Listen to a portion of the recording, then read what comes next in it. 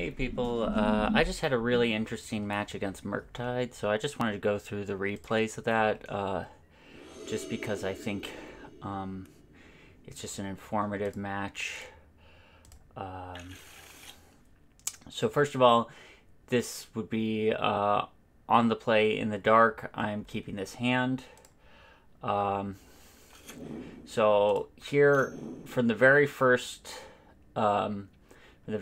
turn, I'm sequencing my land drops, thinking I want to be able to tap the Talaria West to play the Amulet next turn, to play the Castle Garenbrig, to play the Arboreal Grazer, to play the Simic Growth Chamber, to play the Explorer. So I'm already thinking about my land sequencing for next turn. Though, as I think about it more, it was probably better for me to. So let me. I probably should have here gone Simic Growth Chamber, potentially bouncing the Talaria West. Actually, no, because this way, so there's sort of a land sequencing thing here. So one of the things to consider here is with Simic Growth Chamber, it allows us to play Explore first before we make our next land drop, so we can decide what we want to do. But I actually like my sequencing because it potentially allows me to have Castle Garenbrig in hand, which I think it's better to allow myself the option to put Castle Garenbrig in hand, maybe so that I can leave my blue sources in play.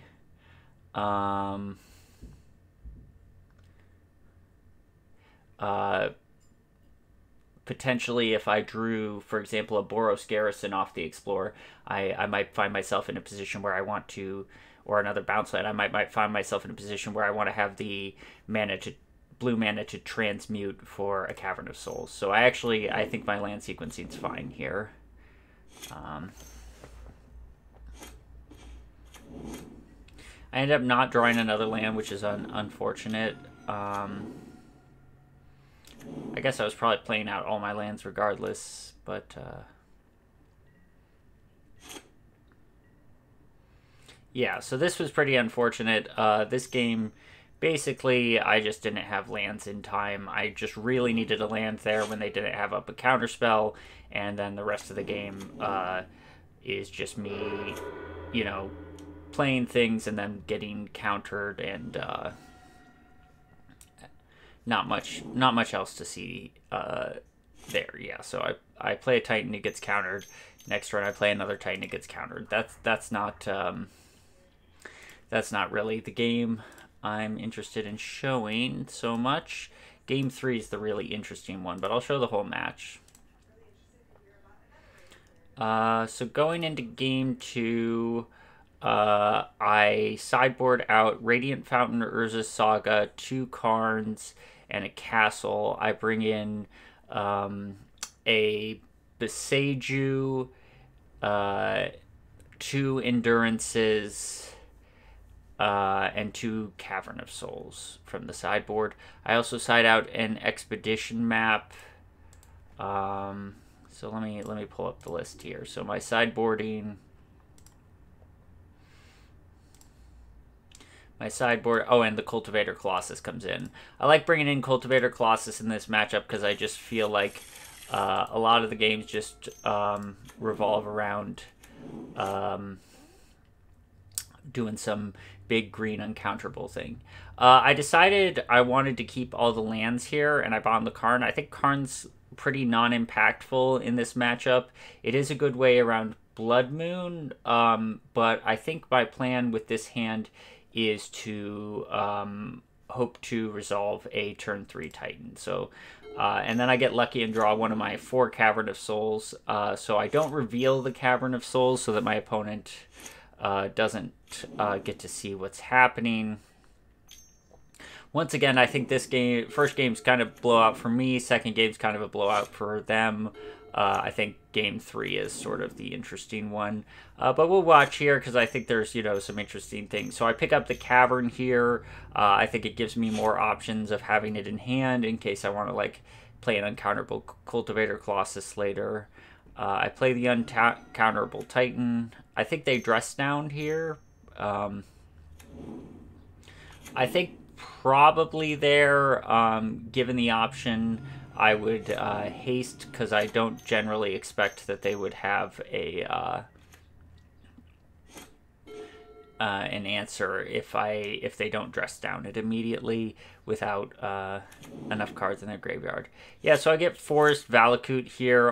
My thought process being that I want double green for future Titans, but I also want, if they end up, for example, blocking with the Magus of the Moon on like the Dryad, and then like being able to Unholy Heat the Titan after that once they got a creature in the graveyard, I still want Valakuts in play so that I can kill them if they were to, like, say for this turn, if they had like block on Dryad, Unholy Heat Titan, I want the Dryad to still be a threat.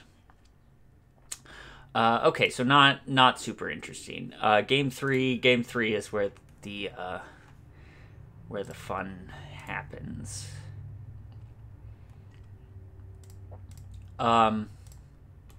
So on the draw, I bring the Radiant Fountain back in and cut the Saga. This just has to do with how Saga lines up against Blood Moon. It's bad. It's much worse on the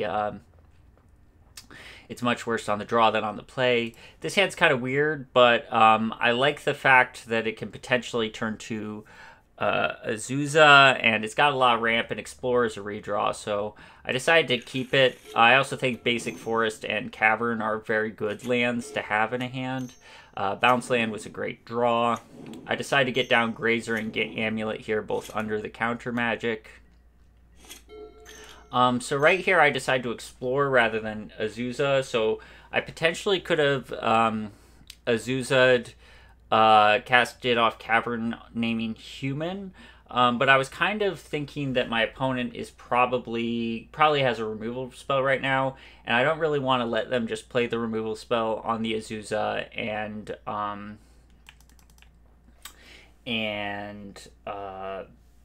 then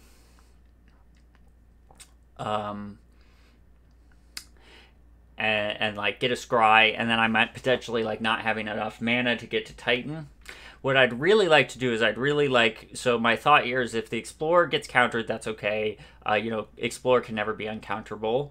If it doesn't get countered, I want to Cavern on Giant here, because I potentially want to play the Celestia Sanctuary bouncing the Crumbling Vestige, and then next turn that leaves me with enough mana to Crumbling Vestige for Titan. So I'm just really focused on making sure I have enough mana for Titan with a Cavern of Souls on Giant in play. Just not letting myself get stuck on lands and that be the reason I lose.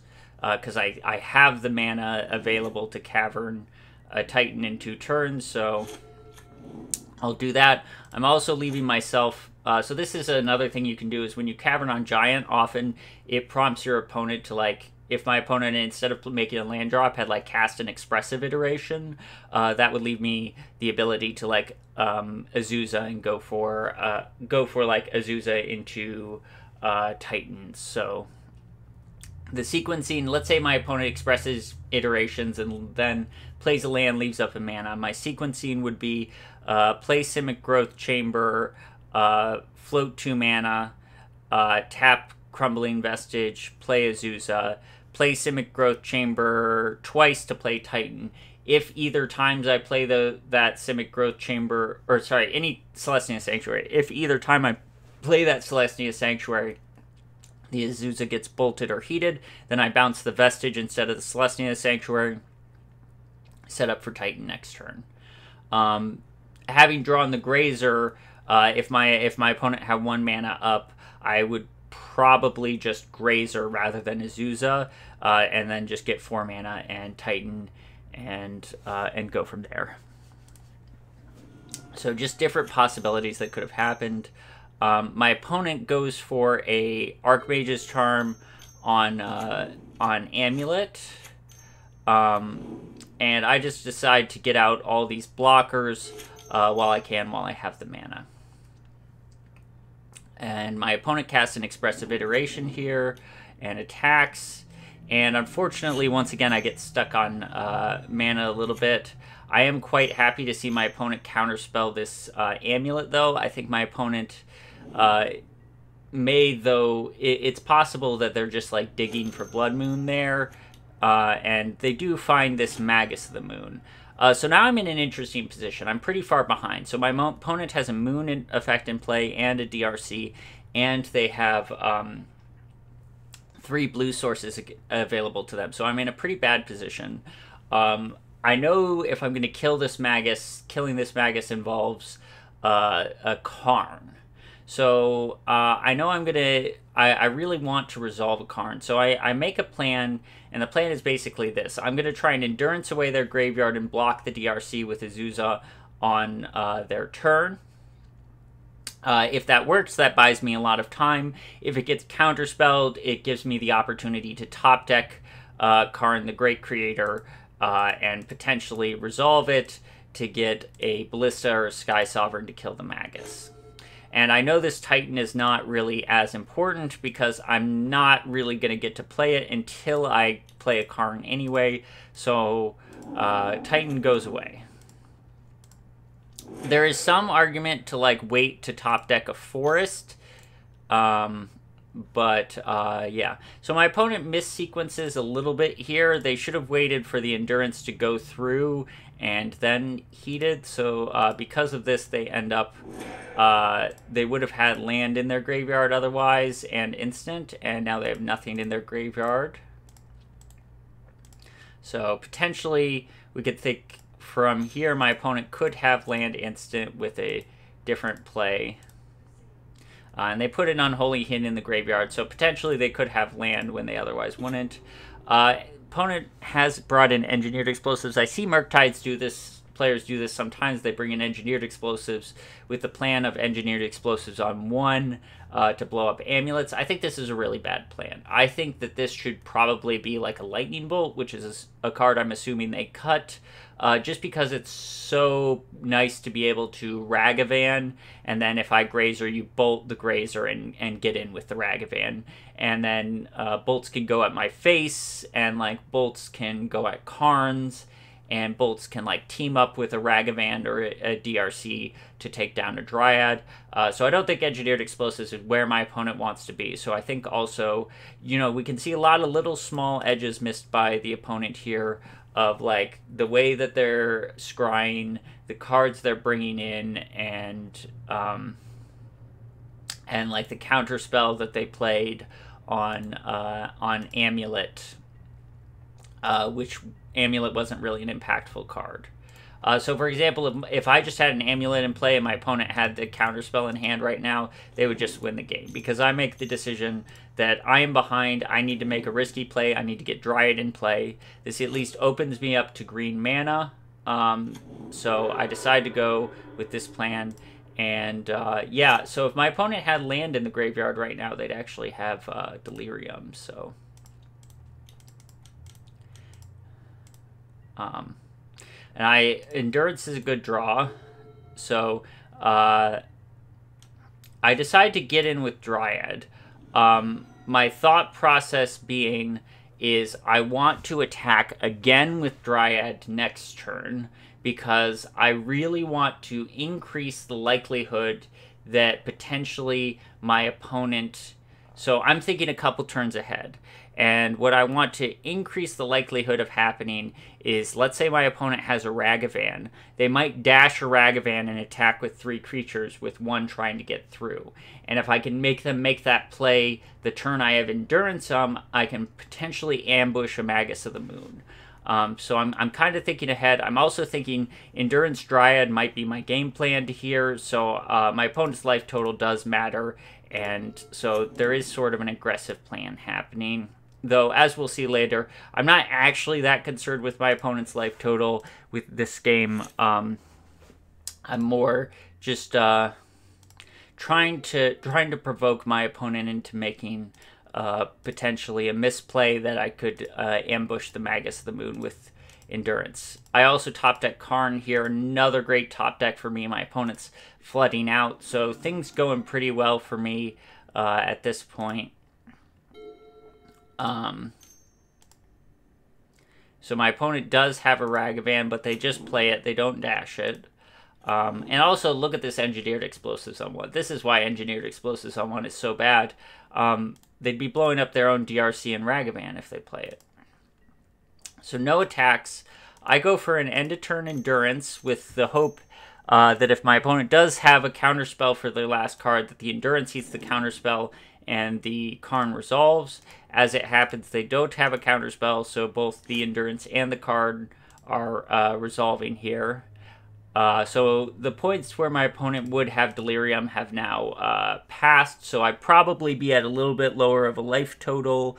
I think we find out that my opponent might have an Unholy Heat right now, so they might have been able to Unholy Heat this Dryad, which would have probably won them the game, if that is in fact their last card here.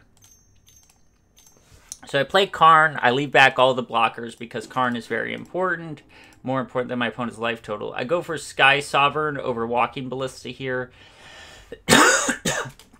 My thought process being, even though I need an extra land to play Sky Sovereign, I think if the Karn dies, right, and I don't get to search for Walking Ballista next turn, then I'm really going to need to get lucky to win this game anyway. So I'm going to try and make the higher risk, higher reward play. I think Sky Sovereign being crewed by Endurance makes it like quite good and quite a potent threat.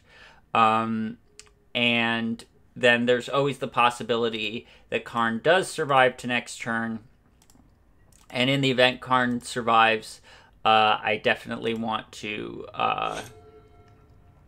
I can still grab Ballista even if I don't draw land.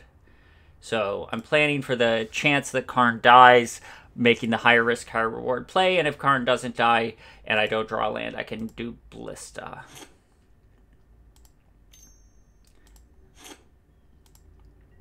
So my opponent taps a red there. This signals to me that, and this could potentially be a bluff, but this signals to me that I think my opponent actually has an Unholy Heat and a counterspell. That's my read on my opponent, is that they have a counterspell that they want to cast, but they first want to see the scry on the counterspell before they Unholy Heat. So what I do is I immediately minus Karn with the thought that if my opponent has the Unholy Heat, I don't want them Unholy Heating Karn. So like I thought maybe they have heat, maybe this red tap was for heat, and I just want to make the safest play of minusing Karn immediately so that if they do have heat, the Karn is already minused. So there's two plays I could make here.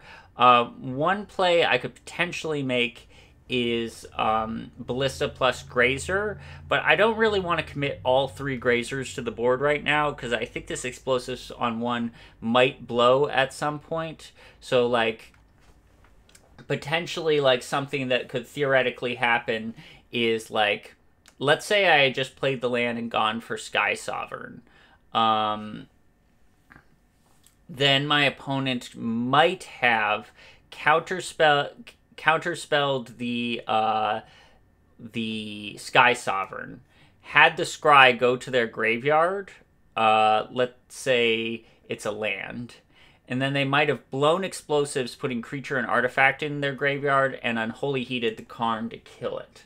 So that's one reason I thought they might be holding back Unholy Heat. So I go for the Sky Sovereign here. I don't really want to play Grazer this turn. It's the most efficient use of my mana to play Sky Sovereign, and I think there's an argument to make play Ballista here because it's the more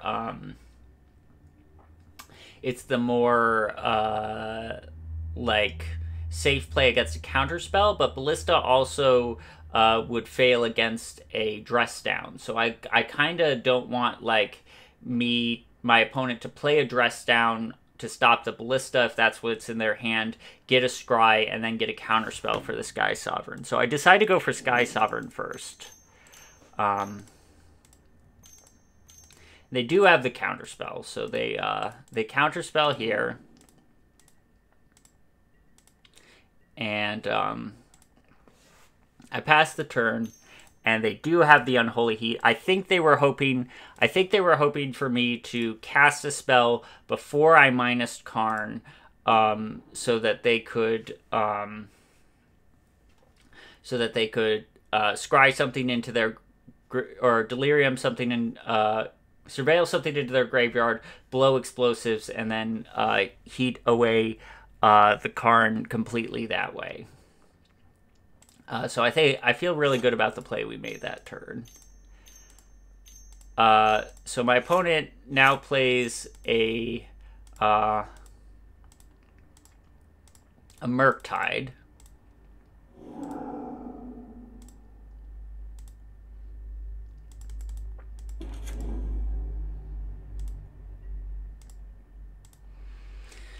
But they have no cards in hand. So I, once again, don't want to play out this Grazer with the thought my opponent has an Engineered Explosives on one. I expect that Explosives is getting blown at some point. So what I'm going to do is I'm going to play Ballista on 2. And I'm not going to activate it yet. I don't think my opponent has any way to really interact with me doing the Ballista activations. And this allows me potentially next turn. So we'll talk about some of the plays this opens up for me by not doing Ballista immediately. So I want to keep the endurance because I also think there's a potential to pressure my opponent's life total.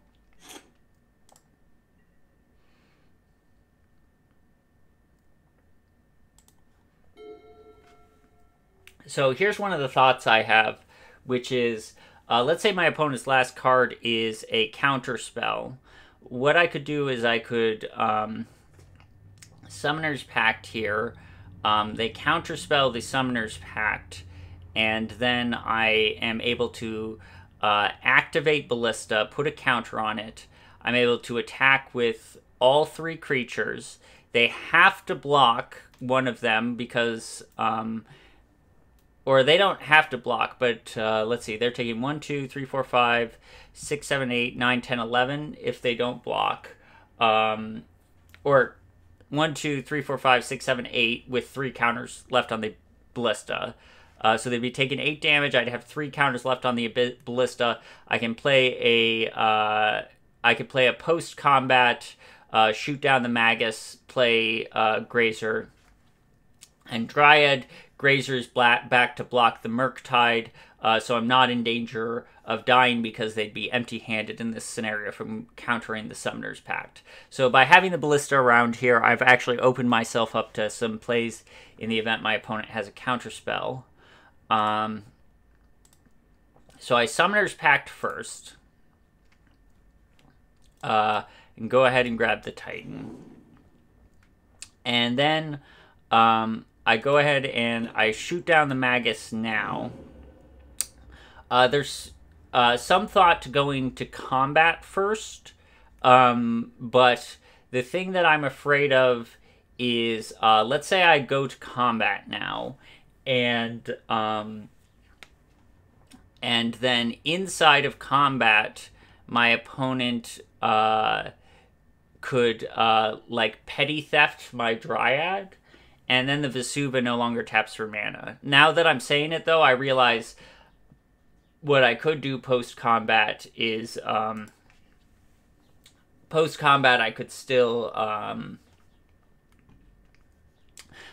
tap this for red, then shoot down the Magus, and then play the Titan. So I guess I was okay regardless. So I could have gone to combat here. Interesting. Interesting, just things to know. But I just go ahead and decide to play the Titan. So in this situation, I think this is like a very key moment. And I think if people are trying to learn to play Amulet, you should really pause the video here and think about what you would grab with this Titan. And to me, I am winning this game from here. It's very, very difficult for me to not win the game from here. It's very difficult for me to not win the game just this turn. They didn't have a counter spell. We know they don't have a counter. Well, they could have a counter spell because we played it off Cavern, but they didn't counter the Summoner's Pact. So they don't have a counter spell because if they had a counter spell, they were going to counter the Summoner's Pact. We know that they don't have a dress down because they would have dressed down in response to the Titan.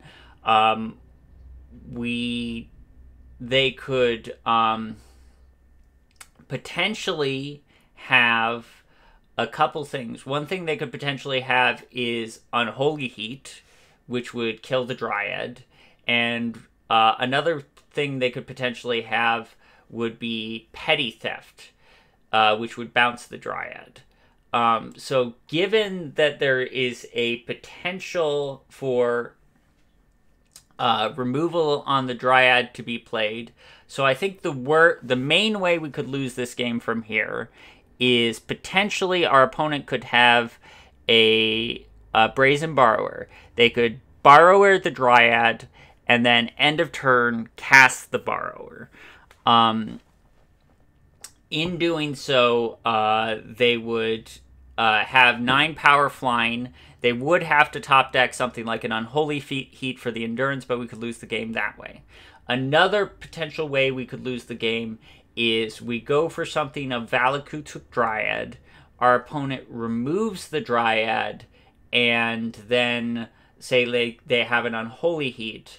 And so my opponent could have an Unholy Heat on the Dryad and then top deck a Blood Moon, and we'd lose to the Pact. So that's another way we could potentially lose the game. So what I decide to grab here is I decide to grab Valakut plus Bounce Land. So what I'm doing is I'm Valakuting on the Murktide here. And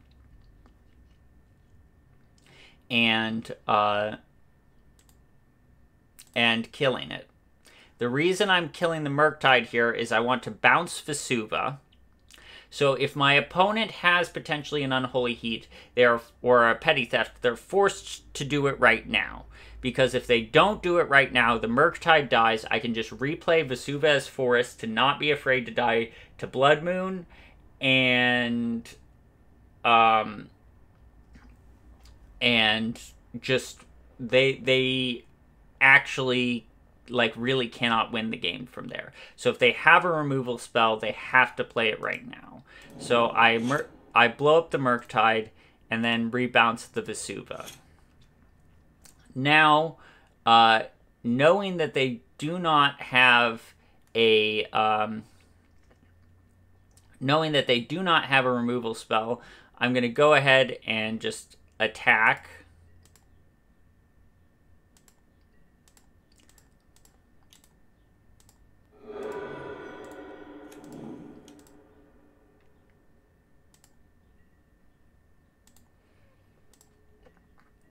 And since they would have played the removal spell, before if they had it, I do decide to go ahead and go for the lethal here. Now there is some thought, I believe, to playing Vesuva on Forest here to play around a potential removal on Dryad and then a Blood Moon. But if they do have Unholy Heat into Blood Moon, they could also just if I play this on Forest, they could take the 3. I don't know. Maybe I'm looking at my play here, and maybe I would have been happier with my play of just playing Vesuva on Forest here, looking at the situation. But I do decide to go for lethal. On the belief that if my opponent had, so my reasoning here is basically if my opponent had a removal spell, they would have previously played it on the Dryad to save their Murktide, and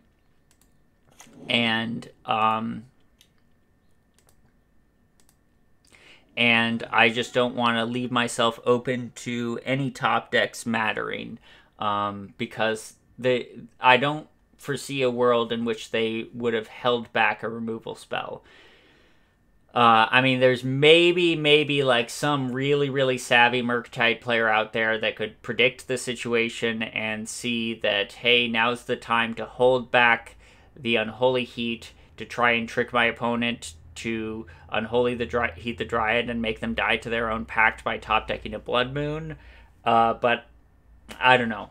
So it's a marginal play. It's an interesting situation, but ultimately, I think a really interesting game. Overall, I think there was a lot of interesting decisions. We got to see Karn doing interesting things. We got to see coming back from a very far behind position. I mean, remember there was a situation in this game where our opponent had a Dragon's Rage Channeler and a Magus of the Moon in play, and all we had were some Arboreal Grazes and an Azusa, and we came back from that position to actually win. So I mean, that's quite a comeback. We certainly had a lot of great top decks, but I also think this shows about how you want to make plays recognizing what is your route to victory. And I think our route to victory in this game involved taking risks, like playing the Summoner's Pact to play the Dryad, evoking the Endurance to try and take down the DRC, grabbing the Sky Sovereign off the Karn with our first fetch, and also just making sure when we had the opportunities to play around things we did, like minusing the Karn before casting the Sky Sovereign. I think was an example where we had an opportunity to play around something, so we did. Okay, so that's all for this game. I hope people enjoyed my analysis of this match. I really thought it was a really cool match and a really cool comeback. That's most of the reason I wanted to make this video. It's just I really liked this match and I had a lot of fun playing it, and I hope you enjoyed watching it.